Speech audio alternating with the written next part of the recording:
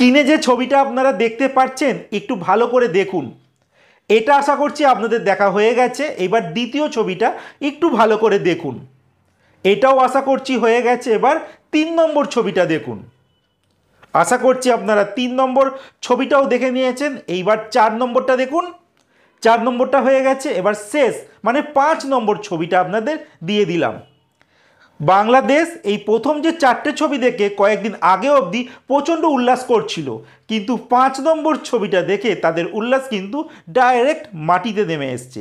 কারণ বাংলাদেশ ক্রিকেট দলকে তাদের ঘরের মাঠে ঢুকে আয়ারল্যান্ড, যে সব থেকে দুর্বল দল, যারা এই বছর একখানাও টি20 ম্যাচ জিততে পারেনি, তারা বাংলাদেশের ঘরে ঢুকে 39 রানে হারিয়ে দিয়েছে।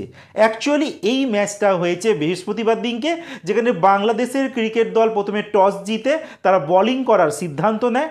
যখন ব্যাটিং করতে নামে আয়ারল্যান্ডের ক্রিকেট দল, তারা 4 উইকেট হারিয়ে 181 রান করে। 182 রানের টার্গেট চেস করতে নেমে বাংলাদেশের 74 রানে 8 উইকেট পড়ে গিয়েছিল। আয়ারল্যান্ডের 4খানা ক্যাচ ছেড়ে দিয়েছে। যদি ওই 4টে ক্যাচ তারা লুফে নিত তাহলে কিন্তু বাংলাদেশ 100ও করতে পারতো না। যাই হোক, তারা কিন্তু তাদেরকে দয়া দেখিয়েছে। আলটিমেট বাংলাদেশের ক্রিকেট দল 9 উইকেটে 142 অবধি পৌঁছাতে পেরেছে। তো 39 রানের একটা জয় পেয়ে গেছে আয়ারল্যান্ড ক্রিকেট দল, যারা এই বছর একটাও ম্যাচ জিততে পারছিল না। তারা কিন্তু বাংলাদেশের ঘরে হারিয়ে দিয়েছে প্রথম ম্যাচে।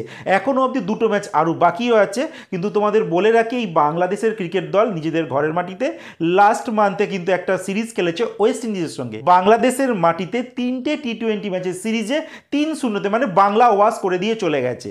তো আয়ারল্যান্ডের কাছেও কিন্তু সুযোগ রয়েছে আরও 2টো ম্যাচ। সেই 2টো ম্যাচ জয় করলে কিন্তু আবার বাংলাদেশের ঘরের মাঠে বাংলা ওয়াশ করা যেতে পারে। কারণ 2026 সামনেই রয়েছে, 1 মাস পরই কিন্তু 2026 পড়ে যাবে। আর তারপরে কিন্তু দ্বিতীয় মাসে কিন্তু টি20 বিশ্বকাপ শুরু হতে চলেছে। আর টি20 বিশ্বকাপ আসা মানেই কিন্তু বাংলাদেশের লুজ মোশন শুরু হয়ে যাওয়া, যেটা অলরেডি তারা শুরু করে দিয়েছে।